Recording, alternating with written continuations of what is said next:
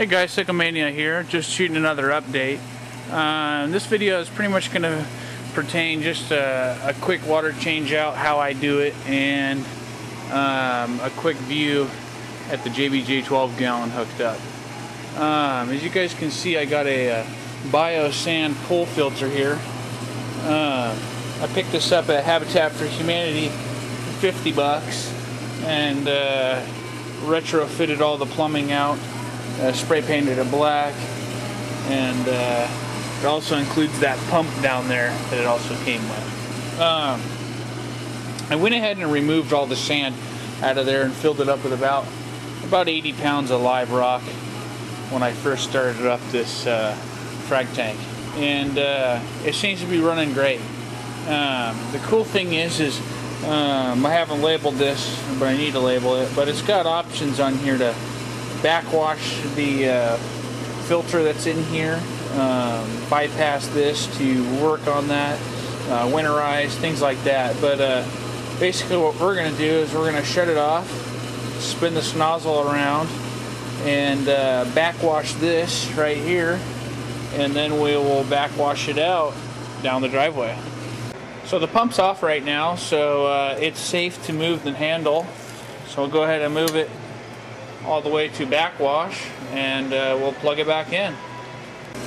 So during this time it's backwashing, it is the flow is going through this head and back down into here, and there's no way out. The only way out is through this ball valve right here, which is down the driveway.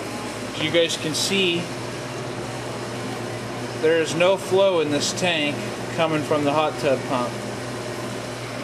We just got the 600 gallon and the sump return. So what we'll do is we'll go ahead and open this valve up, and we're doing roughly about a 20 gallon water change. So I haven't pretty much got this part of it down yet, but the water level in here drops pretty fast once I open that up. So what I'll do is I'll count to 5 seconds, and we'll shut it off and replenish enough water to raise my float switch over there again, and then we'll see basically how much water I have left. So let's go ahead and shut off my top off right here. Kind of hard to do with one hand. So that's off, so my RO res will not drain into here since we're doing a water change. Alright, let's open this up.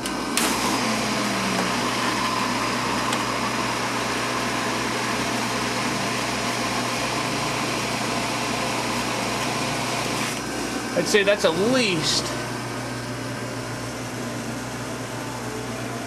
7 or 8 gallons. As you guys can see, water level has dropped drastically in here quite quickly. So what we'll do is we'll start filling up jugs.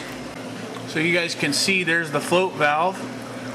Got the pump in there running, mixing up the salinity, and we are at the right salinity.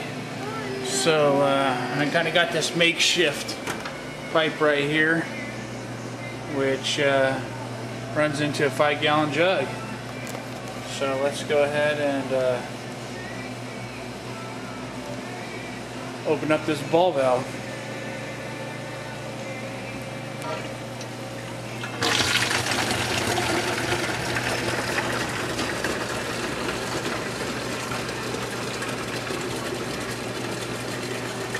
Now the reason why I do it this way is basically so I can measure how much water is going in. I don't have a flow meter yet, and it just works for me for now.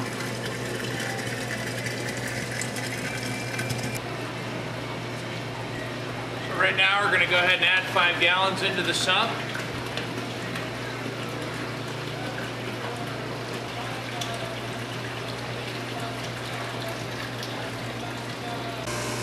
So during this time I'll also be changing out my bulk Reef supplied GFO reactor and carbon reactor. I just put that GFO in there roughly about 2 weeks ago.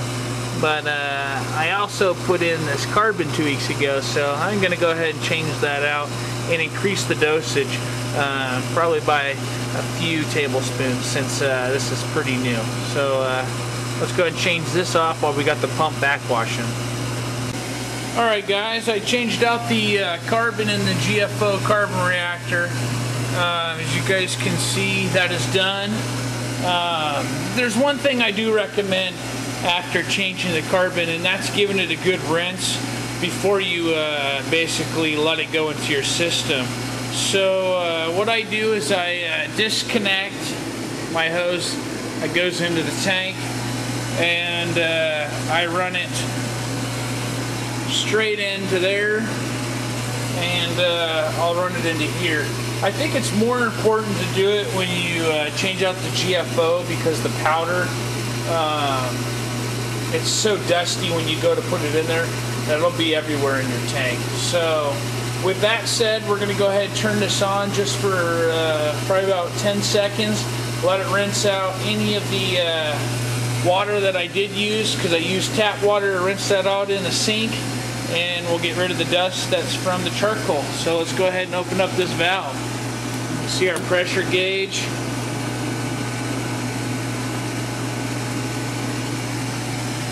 Right now is at 15.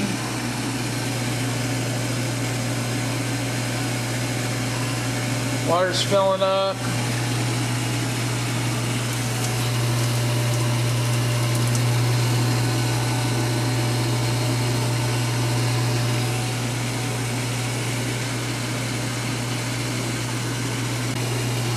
As you guys can see, look how dark that water is. So you can see it is kind of important to do it in the beginning. So I do recommend that. So we're going to go ahead and let this run for anywhere from 10 seconds to a minute, and we'll hook it back up to the tank. Well guys, that's the end of my water change out. I hope you guys thought that was pretty simple. I think it's pretty easy water change out for the size of water that we have here. You know, just a couple ball valves and having to move a couple jugs over. I do want to make it a little bit easier after I finish this build right here. I think I'm going to go ahead and build this setup on this wall here, so I can get these shelves a little bit closer, and I don't know, be able to run pipes right into it a little bit easier. But for what I got going on here,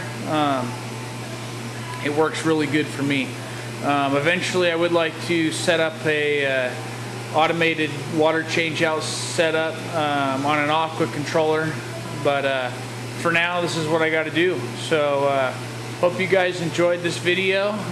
Stay tuned for more updates. If you guys got any questions or concerns about what I've done, post a comment down below and I'll write back to you guys as soon as possible.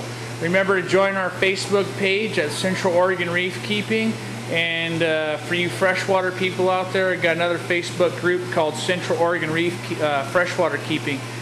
And these groups they're becoming a little popular. I think we're up to about 40 members on one of them and about 30 members on the other one. But in the last week, a lot of people have been posting a lot of stuff on there, so it's kind of cool to see your story and how you got into the hobby. And it's a great place to post pics and videos of your hobby and ask questions. So I'll see you guys there. Please feel free to like and subscribe.